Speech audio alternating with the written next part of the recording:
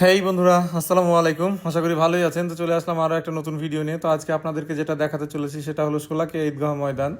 তো বাংলাদেশের ইতিহাসে এটা সর্ববৃহৎ বলতে পারেন, বা অনেকেই মনে করেন যে এটা সর্ববৃহৎ।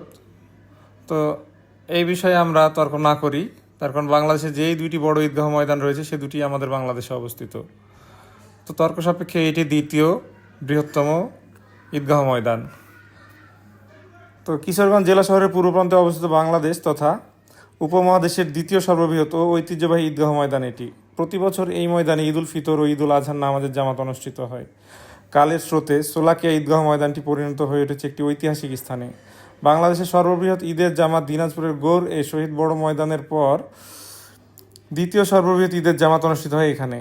এই ময়দানের বিশাল জামাত গৌরবান্বিত ও ঐতিহ্যবাহী করে তুলেছে কিশোরগঞ্জকে। বর্তমানে এখানে একসঙ্গে 3 লক্ষাধিক মুসল্লি জামাতে নামাজ আদায় করতে পারেন। নামাজ শুরুর আগে শটগানের ফাঁকাগুলি শব্দে সবাইকে নামাজের জন্য প্রস্তুতি নেওয়ার জন্য সংকেত দেওয়া হয়। তো চলুন এই ঈদগাহ ময়দানের ইতিহাস সম্পর্কে কিছুটা জানা যাক।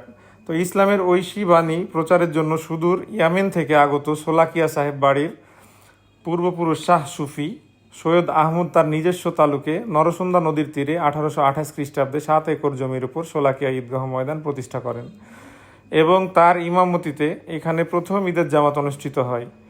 স্থানীয় কিংবদন্তি মতে শাহ সুফি সৈয়দ আহমদ ঈদের নামাজের জামাতের মোনাজাতে মাঠে মুসল্লিদের প্রাচুর্যতা প্রকাশে সোয়ালাখ কথাটি ব্যবহার করেন। অন্য একটি মতে সেদিনের সেই জামাতে 1,6,00,000 মানুষের জমায়েত হয়।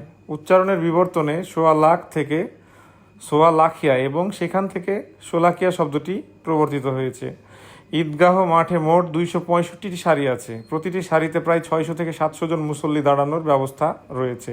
সেই হিসাবে মাঠেই শুধুমাত্র প্রায় 1,60,000 থেকে 1,85,000 মানুষ একসাথে নামাজ আদায় করতে পারে।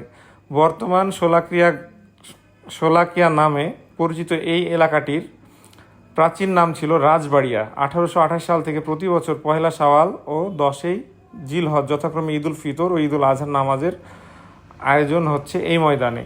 তো দীর্ঘদিনের রীতি অনুযায়ী শোলাকিয়ার ঈদের নামাজ শুরুর 5 মিনিট, 3 মিনিট ও 1 মিনিট পূর্বে শর্টগানে যথাক্রমে 3টি, 2টি এবং 1টি গুলির আওয়াজ করা হয়।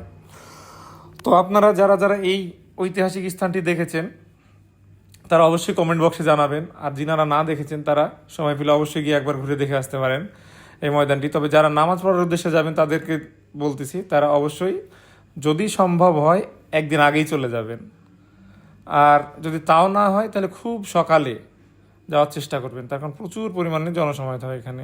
তো ভালো থাকবেন, ধন্যবাদ, আসসালামু আলাইকুম।